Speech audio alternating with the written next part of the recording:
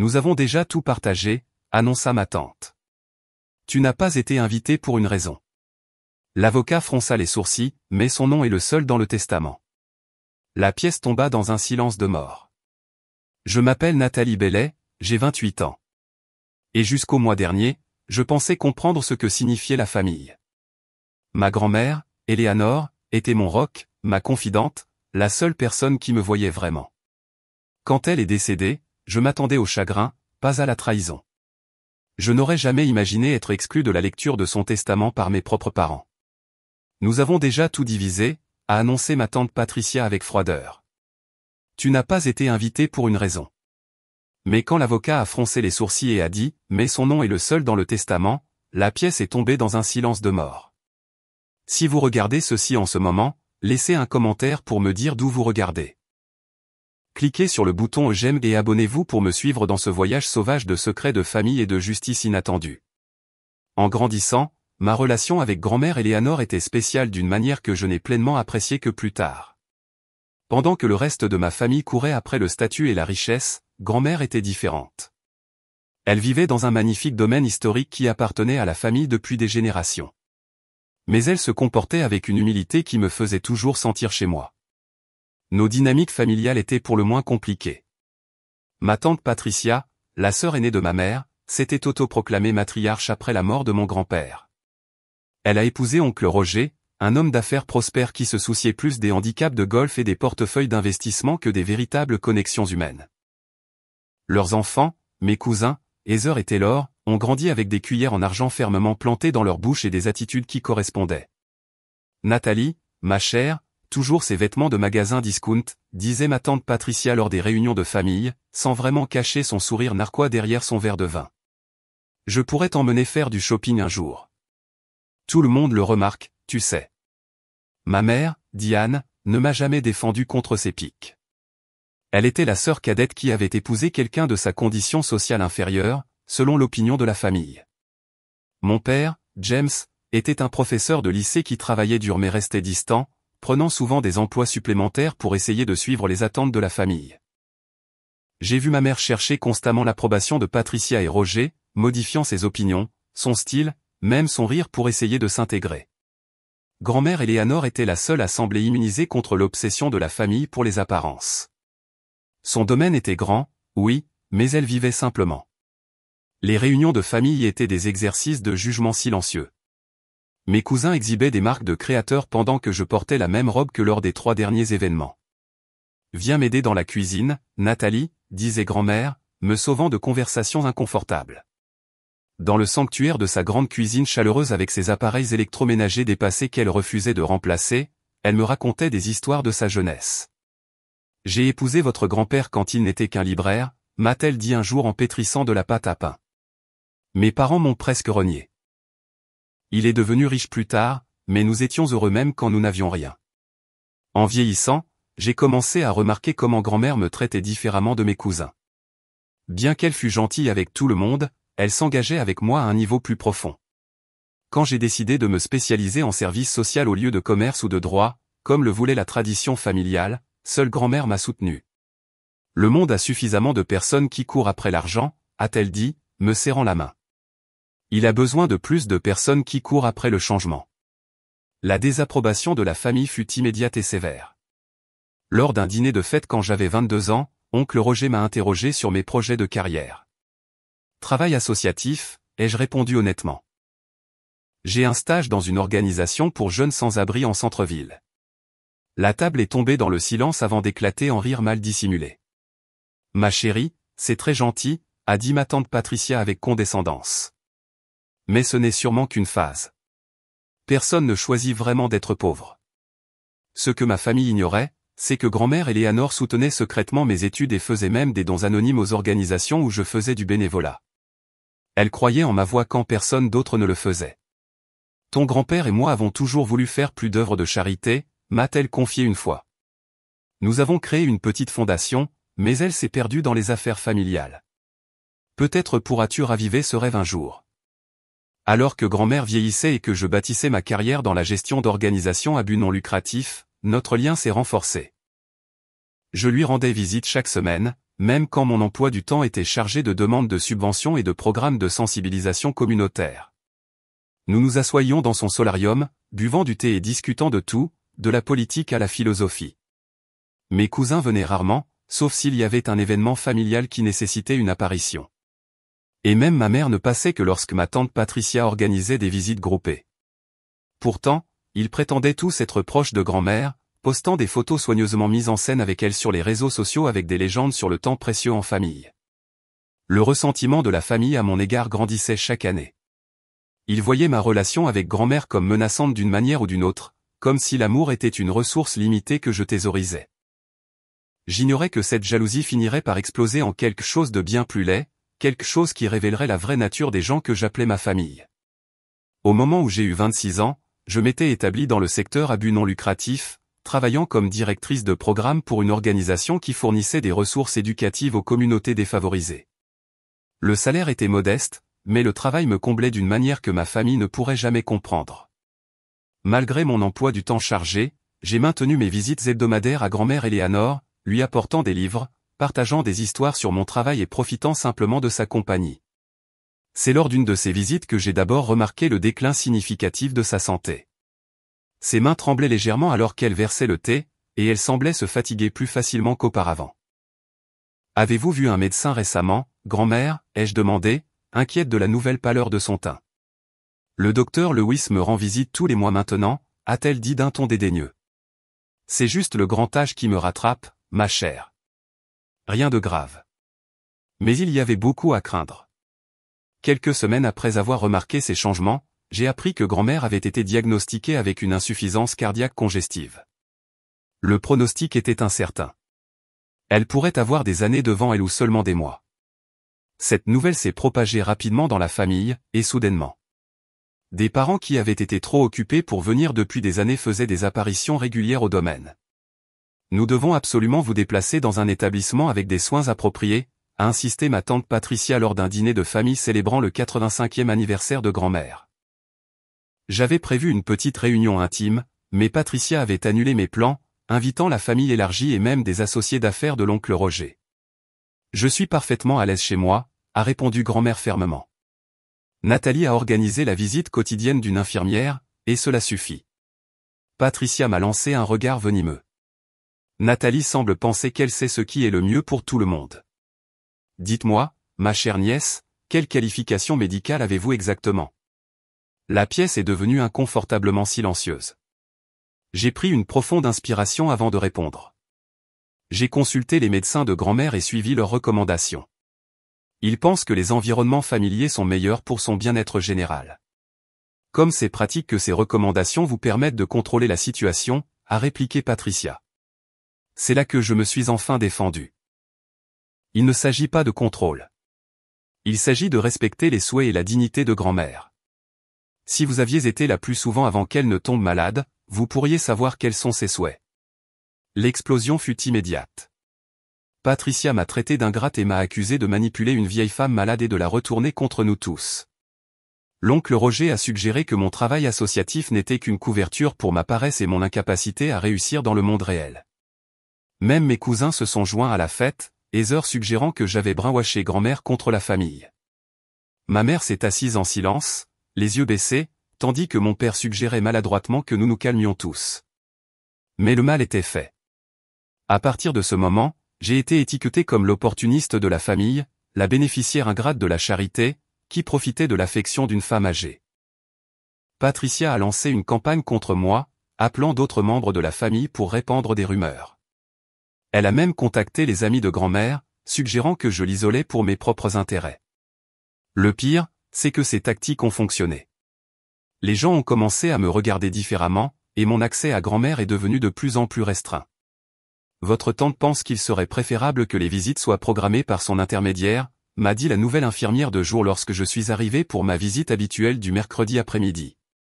Apparemment, mademoiselle Éléanore a été très fatiguée après vos visites. J'ai eu le cœur brisé mais j'ai refusé d'abandonner. J'appelais au lieu de visiter, bien que les appels soient devenus plus courts à mesure que l'énergie de grand-mère diminuait. Lors d'une de nos dernières conversations significatives, environ 3 mois avant son décès, grand-mère a semblé inhabituellement pressée. Nathalie, il y a quelque chose dans le grenier que je veux que tu aies, a-t-elle dit, sa voix plus forte qu'elle ne l'avait été depuis des semaines. Une boîte en bois avec des coins en laiton dans le coin nord sous les avant-toits. Veux-tu me la rapporter la prochaine fois? Bien sûr, grand-mère. Qu'y a-t-il dedans? Juste de vieux souvenirs qui auront peut-être plus de sens pour toi que pour quiconque d'autre, a-t-elle répondu critiquement. Et une clé. La clé est importante, Nathalie. J'ai promis de rapporter la boîte lors de ma prochaine visite, mais quand je suis arrivé la semaine suivante, j'ai été repoussé à la porte par oncle Roger, qui a prétendu que grand-mère était trop fatiguée pour les visiteurs. J'ai essayé à nouveau plusieurs fois avec le même résultat. En désespoir de cause, je suis arrivé très tôt un matin, espérant parler à l'infirmière de nuit avant qu'elle ne parte. L'infirmière de nuit, Rachel, était plus compatissante que sa collègue de jour. Elle demande de vos nouvelles, Rachel m'a confié. Je peux vous donner 15 minutes pendant que je range mon rapport. Mais si quelqu'un vous voit, je ne vous ai jamais vu. Je suis monté à l'étage et j'ai trouvé grand-mère endormie. Ne voulant pas la réveiller, je me suis glissé jusqu'au grenier, déterminé à accomplir au moins une partie de ma promesse. J'ai trouvé la boîte exactement là où elle l'avait décrite et je l'ai ouverte avec soin. À l'intérieur se trouvaient des liasses de vieilles lettres, des photographies que je n'avais jamais vues auparavant, et une petite clé en laiton attachée à un ruban décoloré. J'ai fermé la boîte et je l'ai emportée avec moi, avec l'intention de la porter à grand-mère quand elle se réveillerait. Mais alors que je descendais les escaliers du grenier, j'ai entendu des voix en bas. Ma tante Patricia était arrivée tôt. Plutôt que de causer une scène, j'ai glissé la boîte dans mon sac et je suis parti par l'entrée de service, prévoyant de la porter lors de ma prochaine visite réussie. Mais cette visite n'est jamais venue. 2 semaines plus tard, ma mère m'a appelé pour me dire que grand-mère avait été transférée à l'hôpital. 3 jours après, elle était partie. Je n'avais même pas eu la chance de lui dire au revoir. La boîte en bois est restée dans mon appartement, non ouverte après ma découverte initiale. Quelque chose me disait que quels que soient les secrets qu'elle contenait, ils étaient destinés à être découverts après le départ de grand-mère. Je n'avais aucune idée à quel point ce sentiment serait prophétique. La nouvelle de la lecture du testament est venue non pas d'une notification formelle, mais d'un message de groupe que ma cousine Taylor a envoyé, apparemment par accident. Lecture du testament chez grand-mère jeudi à 20h. Tenue professionnelle exigée. Suivi rapidement par oups, mauvais groupe de discussion. Malgré l'implication claire que je n'étais pas censé être informé, j'ai décidé d'y assister. Grand-mère Eleanor était aussi ma grand-mère.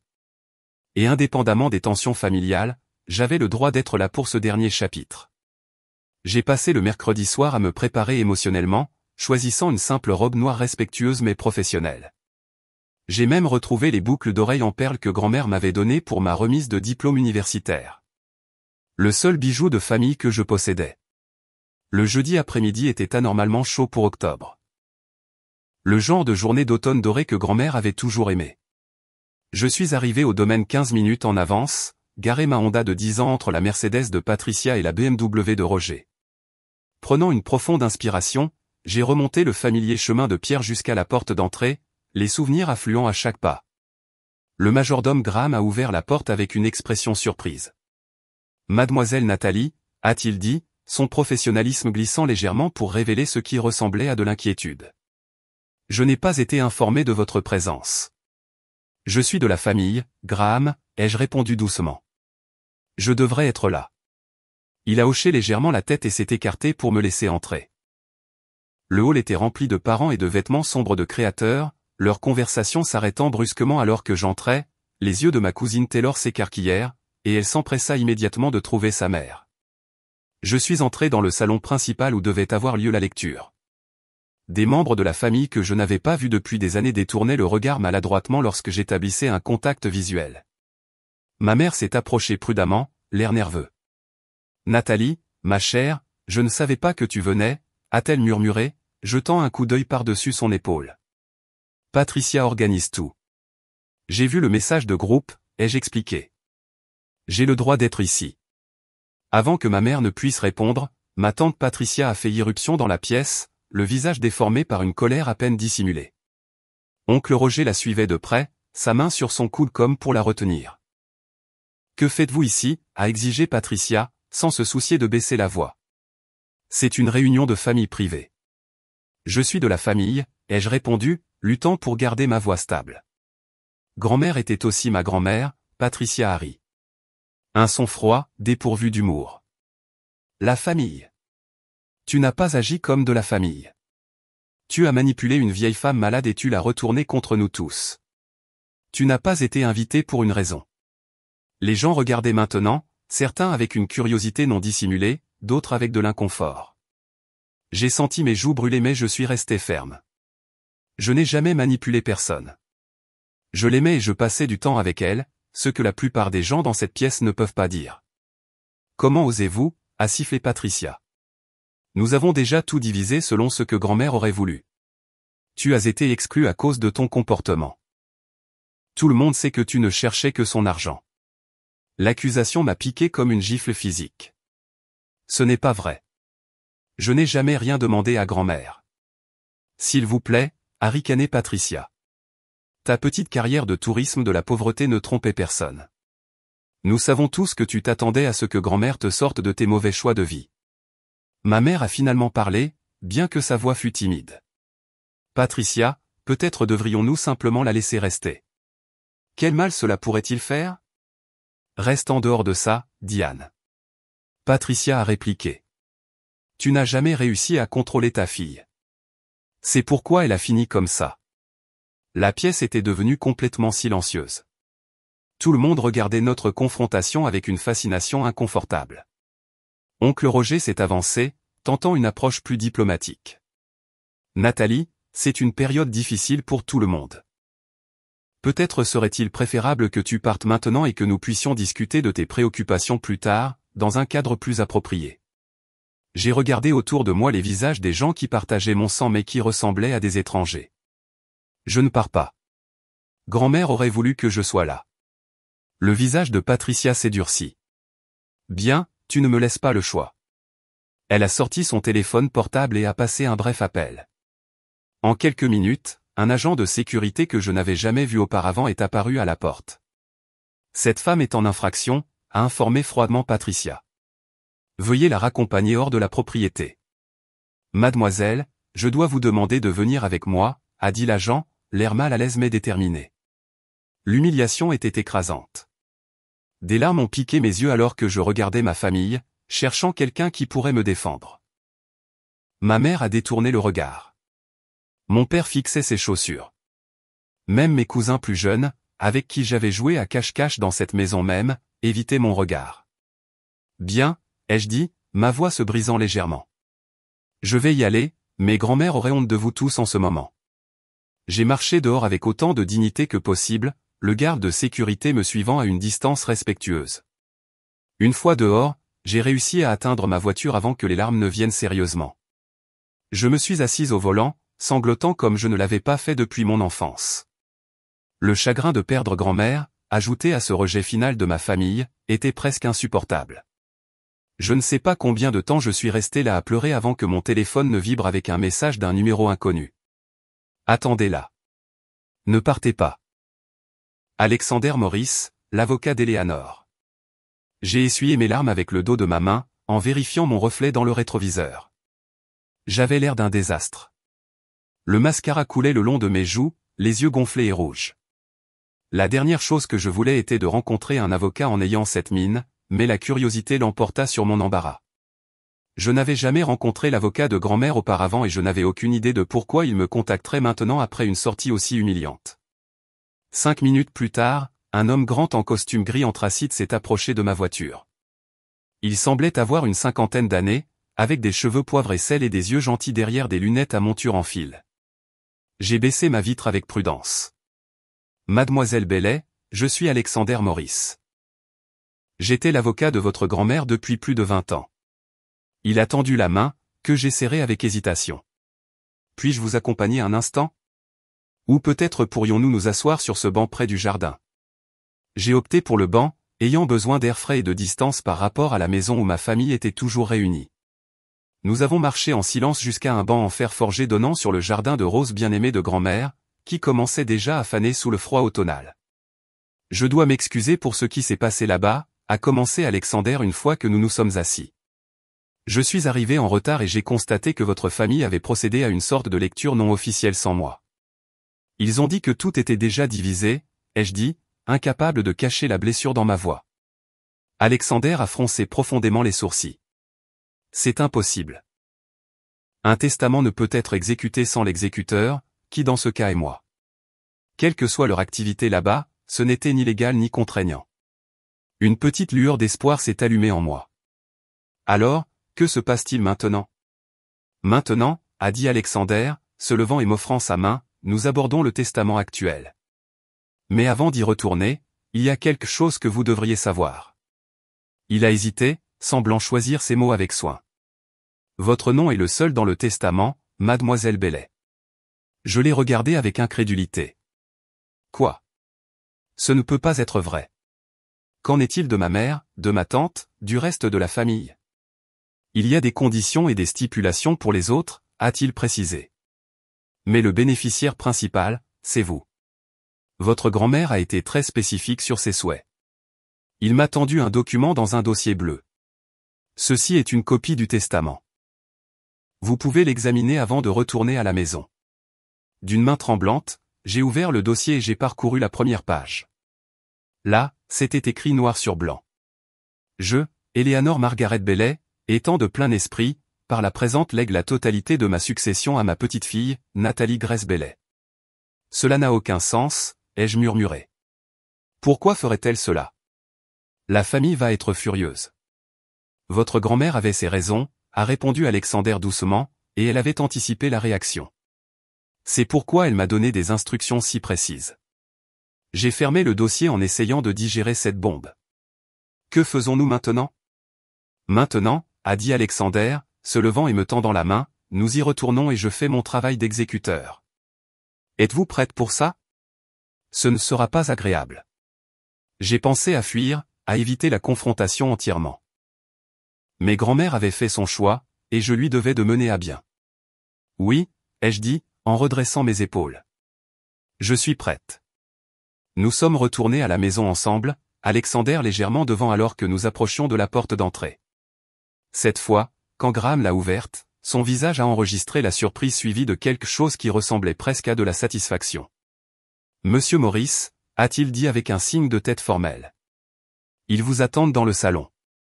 La conversation dans la pièce s'est instantanément arrêtée à notre entrée. Ma tante Patricia a été la première à retrouver son expression, passant de la surprise à une rage à peine dissimulée. Quelle est la signification de ceci, a-t-elle exigé. Nous lui avons demandé de partir. Et je lui ai demandé de revenir, a répondu Alexander avec assurance. En tant qu'exécuteur du dernier testament et codicile d'Eleanor Bailey, je ne peux pas procéder sans toutes les parties concernées.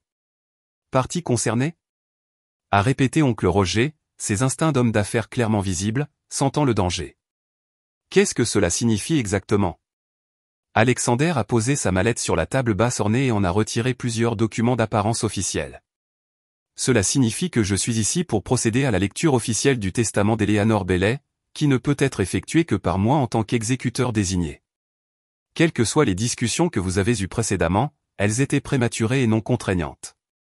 L'atmosphère dans la pièce a changé de façon palpable.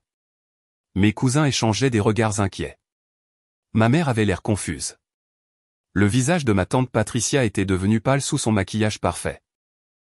Mais nous avions déjà convenu de la façon dont les choses seraient distribuées, a-t-elle protesté, sa voix perdant une partie de sa confiance antérieure. Eleanor et moi avons longuement discuté de ses souhaits. Je crains que tout accord verbal ne soit supplanté par le document légal que Madame Bailey a signé et fait dûment attester, a répondu Alexander, son ton détaché et professionnel. Maintenant, si tout le monde pouvait bien prendre place, nous pouvons procéder à la lecture officielle. Alors que tout le monde reprenait à contre-cœur sa place, Alexander a croisé mon regard et m'a fait un signe de tête d'encouragement presque imperceptible. Je me suis assise sur une chaise près de la porte, séparée du reste de la famille, mon cœur battant dans ma poitrine. La pièce est tombée dans un silence mortel alors qu'Alexander mettait ses lunettes de lecture et commençait à parler. Ceci est le dernier testament et codicile d'Eleanor Margaret Bailey, a commencé Alexander, sa voix portant un poids formel qui commandait l'attention. Daté du 15 avril de cette année et attesté par moi-même et le docteur Lewis Harrington. Avril 2015. J'ai rapidement calculé dans ma tête que c'était juste après la désastreuse fête d'anniversaire où j'avais confronté ma tante Patricia. C'était aussi après que la santé de grand-mère ait commencé à décliner sérieusement. Alexander a continué à lire. Je, Eleanor Margaret Bailey, étant de plein esprit et de bon corps, formule par la présente mes dernières volontés concernant la distribution de ma succession et de mes actifs. Il a fait une brève pause, jetant un coup d'œil autour de la pièce. Avant de spécifier les distributions, Madame Bailey a inclus une déclaration personnelle qu'elle a demandé de lire en intégralité. Patricia s'est agitée impatiemment sur son siège. Est-ce vraiment nécessaire? Nous connaissons tous, mère. Allez directement aux parties pertinentes. Alexander l'a fixé d'un regard sévère. En tant qu'exécuteur, je suis obligé de lire le testament exactement comme il est écrit. C'est une procédure légale. Madame Winters, pas une conversation informelle. Correctement réprimandée, Patricia s'est tue, et Alexander est retourné au document. À ma famille réunie aujourd'hui, tout au long de mes 85 années, j'ai appris que la véritable mesure de la richesse ne réside pas dans ce que nous accumulons, mais dans la façon dont nous choisissons de le partager. L'argent et les possessions ne signifient rien s'ils ne servent pas à un plus grand objectif ou ne reflètent pas des valeurs plus profondes. Pendant de nombreuses années, j'ai observé avec une préoccupation croissante que certains membres de cette famille sont devenus de plus en plus fixés sur la richesse matérielle et le statut social, souvent au détriment de la compassion, de l'authenticité et des liens véritables. J'ai vu la gentillesse confondue avec la faiblesse et la générosité traitée avec suspicion. Alors que certains d'entre vous ne venaient que lorsqu'il était pratique ou avantageux, une personne dans cette famille a démontré un amour, un respect et un soin constant sans attente de récompense. Une personne m'a vu comme un être humain plutôt que comme un legs ou un héritage. C'est pour cette raison que j'ai pris les décisions suivantes concernant ma succession. La pièce était d'un silence mortel. Je pouvais sentir les regards se tourner vers moi, certains interrogateurs, d'autres commençant à comprendre les implications des paroles de grand-mère. Alexander a tourné la page et a continué à lire. Je lègue par la présente la totalité de ma succession, y compris la maison familiale, tous les actifs financiers, les investissements et les biens personnels, à ma petite-fille, Nathalie Grace Bailey. L'explosion fut immédiate et assourdissante. C'est scandaleux, s'est exclamée ma tante Patricia, sautant sur ses pieds. Elle a clairement manipulé mère quand elle était vulnérable et malade. Cela ne peut pas être légal, a déclaré oncle Roger, son visage rougissant d'un rouge profond. Eleanor n'était pas dans son état normal. Nous allons contester cela.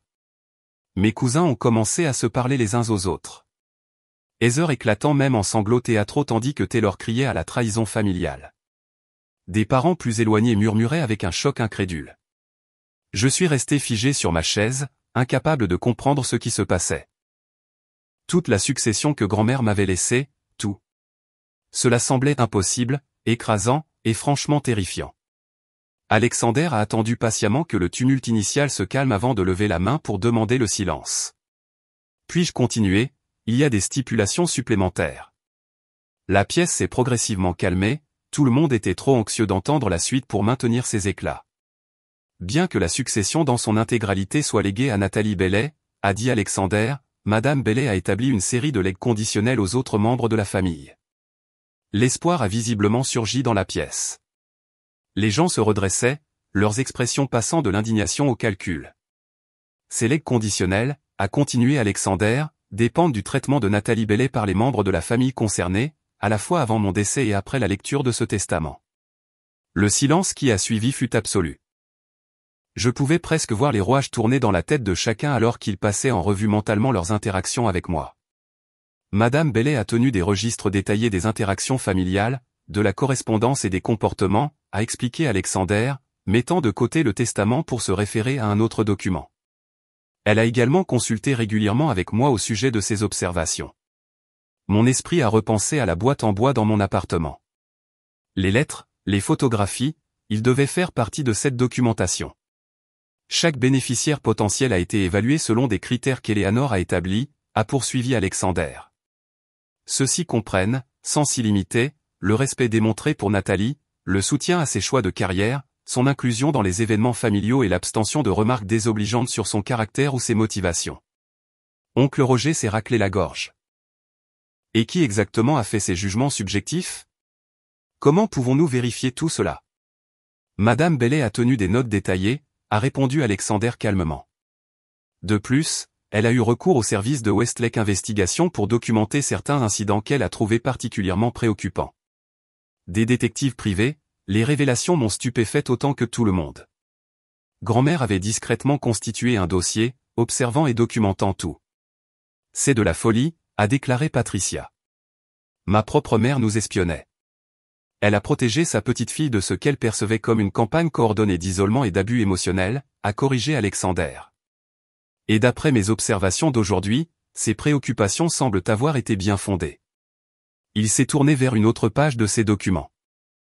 Maintenant, concernant les legs conditionnels spécifiques, Madame Bellet a établi une fiducie de 5 millions de dollars à distribuer aux membres de la famille selon les métriques d'évaluation que j'ai mentionnées. Sur la base de la documentation qui m'a été fournie, je regrette de vous informer qu'actuellement aucun des membres de la famille présents ne s'est qualifié pour ces parts. Le chaos qui en a résulté a fait paraître les éclats précédents d'où en comparaison. Les accusations ont volé à travers la pièce, la plupart dirigées contre moi, certaines contre Alexander et d'autres contre grand-mère elle-même. Oncle Roger a menacé de poursuites judiciaires. Patricia m'a qualifié de manipulatrice et de trompeuse, et plusieurs cousins ont suggéré que j'avais d'une manière ou d'une autre contraint ou trompé grand-mère pour obtenir cette décision. À travers tout cela, Alexander est resté calme, se référant occasionnellement à des documents spécifiques lorsque des affirmations particulièrement flagrantes étaient faites. Le 10 mars, a-t-il noté à un moment donné, Madame Winters a chargé le personnel de la maison d'informer Nathalie que sa grand-mère n'était pas disponible pour les visites, bien que Madame Bellet ait spécifiquement demandé à voir sa petite-fille ce jour-là. Patricia a pâli visiblement à cet appel spécifique, puis s'est rapidement ressaisie. Mère était confuse. Elle avait besoin de repos, pas de perturbations émotionnelles. Les notes du docteur Harrington de ce jour indiquent que Madame Bellet était lucide et de bonne humeur, a rétorqué Alexander. Il a spécifiquement recommandé des visites familiales comme bénéfiques pour sa santé mentale. Alors que les arguments continuaient, j'ai remarqué ma mère assise tranquillement, des larmes coulant sur son visage. Contrairement aux autres, elle n'avait pas rejoint les accusations.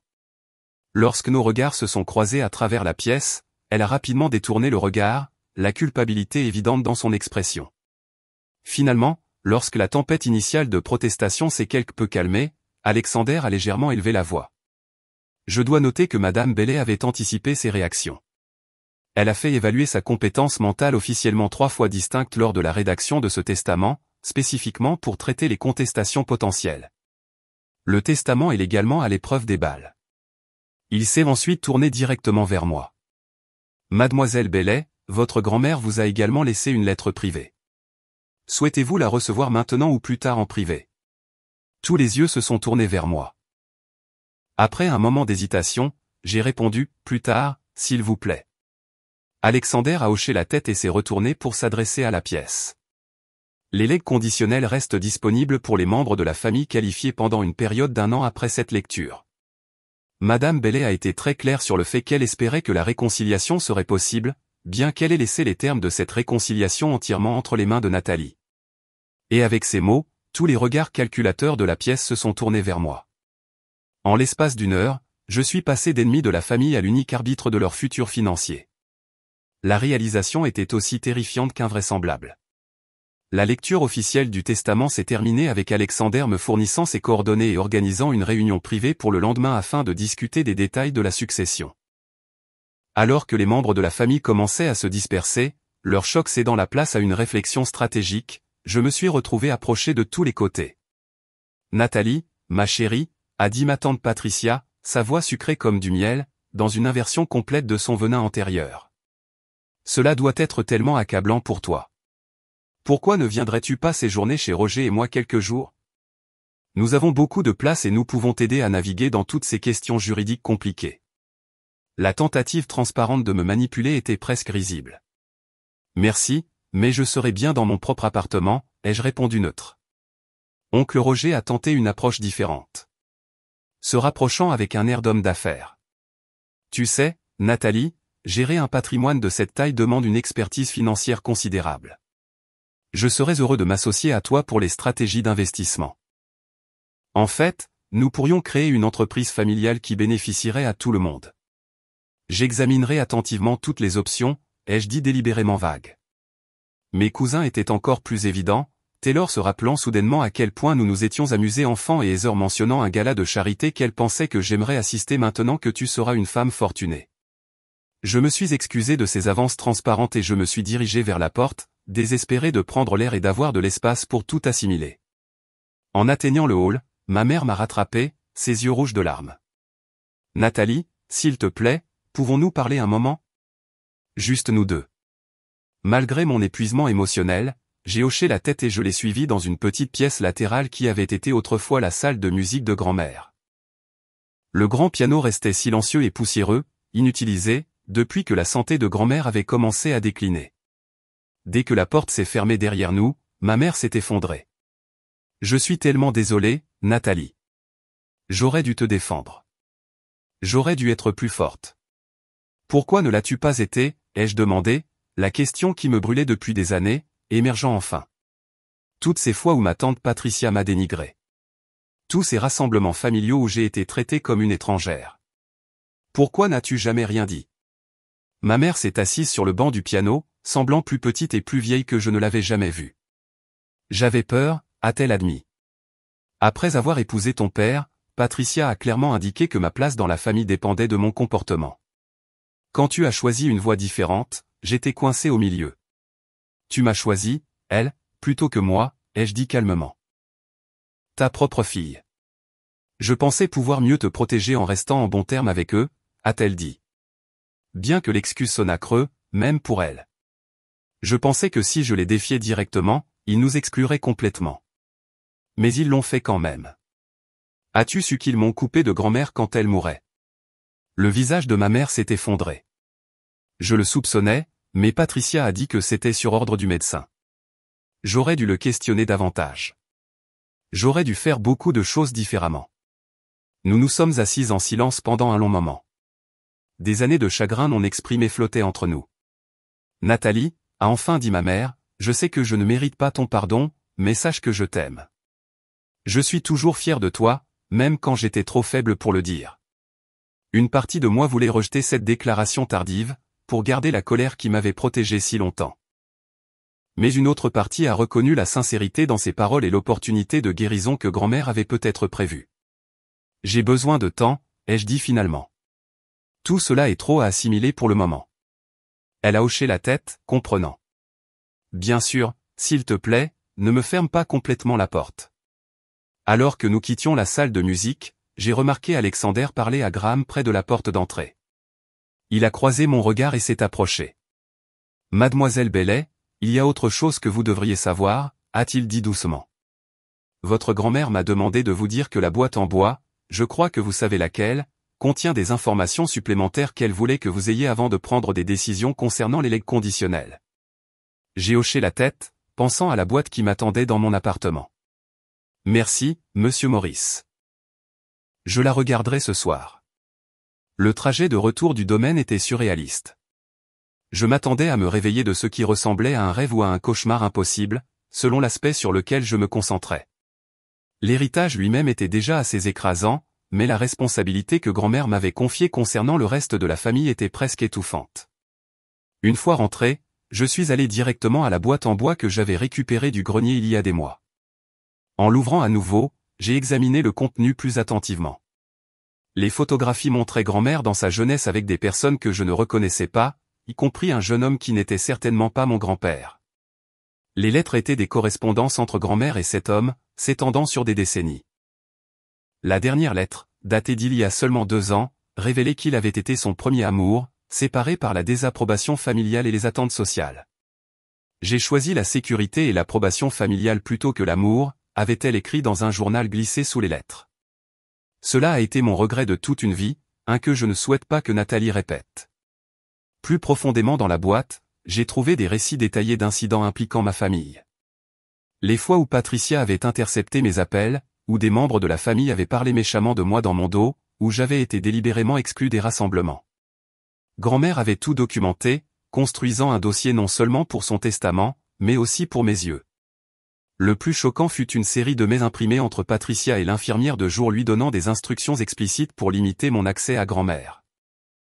Nous ne pouvons pas la laisser influencer les décisions de mère en ce moment de vulnérabilité, avait écrit Patricia, les questions financières sont réglées, et l'interférence de Nathalie pourrait être problématique.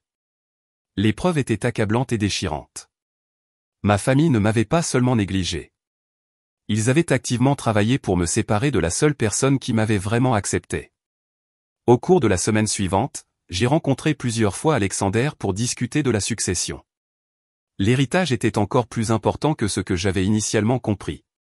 Pas seulement la maison et les actifs liquides, mais aussi des portefeuilles d'investissement, des collections d'art, et des participations dans plusieurs entreprises. C'était écrasant, mais Alexander m'a patiemment guidé à travers tout, m'expliquant les stratégies financières de grand-mère et l'infrastructure qu'elle avait mise en place. Votre grand-mère était très avisée, m'a-t-il dit lors d'une réunion. Elle a restructuré une grande partie de sa succession au cours des 5 dernières années, se concentrant de plus en plus sur les investissements éthiques et les initiatives philanthropiques. Cela lui ressemble, ai-je dit, souriant en me rappelant nos conversations sur la richesse responsable. 2 semaines après la lecture du testament, j'ai convoqué une réunion de famille au domaine. Tout le monde y a assisté, bien sûr. Leurs potentiels héritages en dépendaient. L'atmosphère était tendue, mais artificiellement polie, tout le monde se tenant bien. J'ai passé des jours à réfléchir à ce que je devais faire, à examiner la documentation de grand-mère et à réfléchir à ce qu'elle aurait voulu. Quand tout le monde était réuni dans le salon principal, je me suis tenu devant eux, nerveuse mais déterminée. Merci à tous d'être venus, ai-je commencé.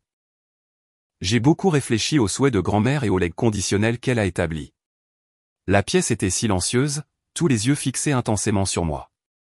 Je crois que grand-mère voulait que cette situation soit une opportunité de guérison et de croissance, pas une division supplémentaire, ai-je continué, alors j'ai décidé d'offrir un compromis.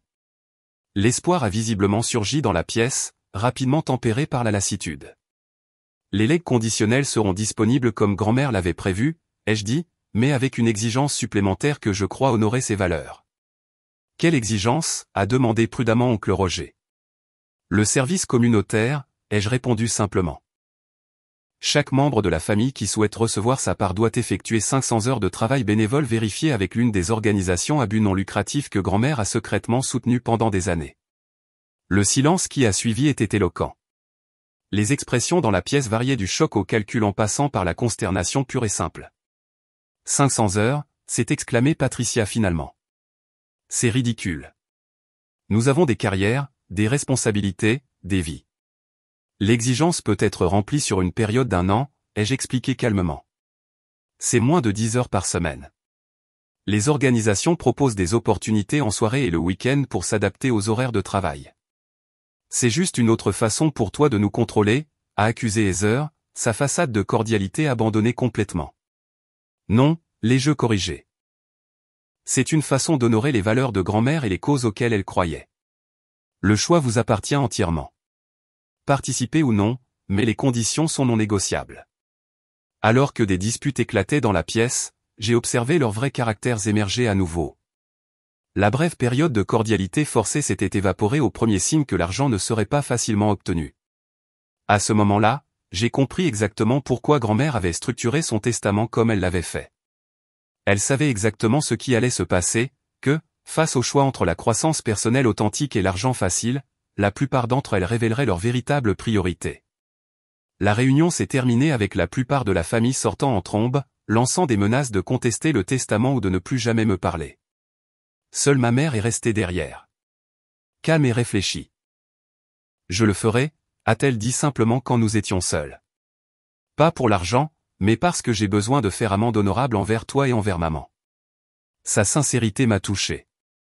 Je te crois, ai-je dit. Et pour la première fois depuis des années, j'ai ressenti une lueur d'espoir pour notre relation. Alors que je la regardais partir, j'ai ressenti un étrange sentiment de paix. Grand-mère m'avait donné non seulement un héritage, mais une chance de voir ma famille clairement et d'établir des limites plus saines. Elle m'avait donné la force de me défendre et de défendre les valeurs qui comptaient. Dans son dernier acte, elle m'avait libéré. 6 mois se sont écoulés, apportant à la fois des défis et des joies inattendues. La transition de directrice de programme à but non lucratif à gestionnaire de succession n'a pas été facile.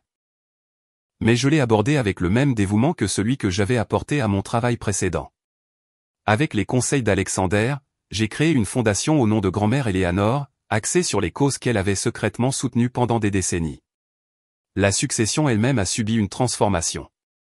Les salons formels, où la tension familiale avait mijoté pendant des années, ont été convertis en espaces de réunion pour les organisations communautaires. Les vastes jardins sont devenus ouverts au public une fois par mois avec des programmes éducatifs sur l'horticulture durable. La maison d'hôtes, où les cousins avaient autrefois séjourné lors de visites obligatoires de vacances, abritait désormais une résidence tournante pour des artistes issus de communautés défavorisées. À travers tout cela, j'ai découvert des aspects de ma grand-mère que je n'avais jamais pleinement appréciés de son vivant. Alexander m'a fourni des registres de ses dons anonymes datant de 30 ans, des contributions aux programmes éducatifs, aux refuges pour femmes, aux services de soutien aux immigrants, et à des dizaines d'autres causes. Elle avait maintenu cette philanthropie secrète même tout en conservant l'apparence d'une richesse conventionnelle qui satisfaisait les attentes de la famille. Votre grand-mère a soutenu plus de 40 organisations différentes, m'a dit Alexander lors d'une de nos réunions régulières. La plupart n'avaient aucune idée de qui était leur bienfaitrice. Encore plus émouvantes furent les lettres qui commencèrent à arriver une fois que la nouvelle de la création de la fondation fut rendue publique. Des gens dont la vie avait été touchée par la générosité de grand-mère écrivaient pour partager leurs histoires. Des bourses qui avaient permis à des étudiants de première génération d'obtenir leur diplôme sans dette, des traitements médicaux qui avaient sauvé des vies, de petites entreprises lancées avec des microcrédits qui étaient devenus des entreprises florissantes. Je n'ai jamais su qui m'a aidé quand je n'avais nulle part où aller, lisait-on dans une lettre. Maintenant que je sais que c'était Eleanor Bailey, je veux que sa famille comprenne quelle différence elle a faite dans ma vie. Ces révélations m'ont donné un sentiment de but et de connexion avec grand-mère qui a contribué à apaiser la douleur de sa perte. Je ne gérais pas seulement des actifs. Je continuais un héritage de compassion et de soutien pratique qui avait toujours été sa véritable passion. Ma relation avec ma mère s'est également progressivement guérie. Fidèle à sa parole, elle s'est engagée à satisfaire l'exigence de bénévolat, travaillant les week-ends dans un programme d'alphabétisation pour les familles immigrées. À ma grande surprise, elle a découvert une véritable passion pour le travail qui allait au-delà de l'accomplissement d'une obligation. Je n'avais jamais réalisé à quel point cela pouvait être enrichissant, a-t-elle admis lors d'un de nos brunchs dominicaux réguliers. Ton père et moi parlons même de réduire la taille de notre maison pour pouvoir tous deux réduire nos heures de travail et faire plus de bénévolat. Le changement chez elle était remarquable. Une légèreté et une authenticité que je n'avais pas vues depuis mon enfance. Libérée de l'influence de Patricia et de la pression de maintenir les apparences, elle devenait la mère dont j'avais toujours eu besoin. Le reste de la famille a emprunté des chemins variés. Ma tante Patricia et mon oncle Roger ont donné suite à leur menace de contester le testament, mais comme Alexander l'avait promis, les préparatifs juridiques de grand-mère étaient impeccables. Après une bataille juridique brève et coûteuse, ils ont retiré leur contestation et ont coupé tout contact. La plupart de mes cousins ont suivi l'exemple de leurs parents, choisissant le ressentiment plutôt que la réconciliation. Taylor, cependant, a surpris tout le monde en s'approchant discrètement de moi au sujet de l'exigence de bénévolat. Je ne m'attends pas à ce que tu me crois, a-t-elle dit lors d'une rencontre gênante autour d'un café. Mais j'ai beaucoup réfléchi à grand-mère et à ce qu'elle valorisait. J'aimerais essayer de mieux comprendre cela.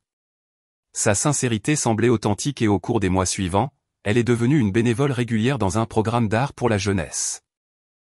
Notre relation est restée prudente mais s'est progressivement réchauffée à mesure que nous trouvions un terrain d'entente dans les approches créatives du soutien communautaire. Alexander Morris, initialement juste l'avocat de grand-mère, est devenu un mentor et un ami précieux. Ces décennies d'expérience auprès des familles fortunées et des structures philanthropiques se sont avérées inestimables alors que je naviguais dans mes nouvelles responsabilités. Votre grand-mère était l'une de mes clientes préférées, m'a-t-il confié lors d'un dîner célébrant la première étape semestrielle de la fondation. La plupart des gens avec ces ressources se concentraient uniquement sur la préservation et la croissance. Eleanor demandait toujours d'abord, comment cet argent peut-il faire le plus de bien?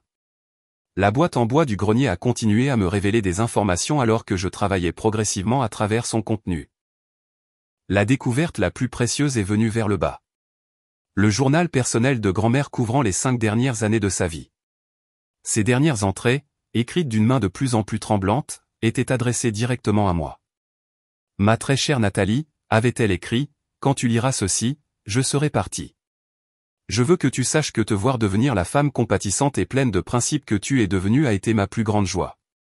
Là où d'autres dans notre famille ont choisi le statut et l'apparence, tu as choisi la substance et l'authenticité. C'est pourquoi je te confie tout ce que j'ai construit. Ces mots m'ont apporté à la fois des larmes et de la clarté.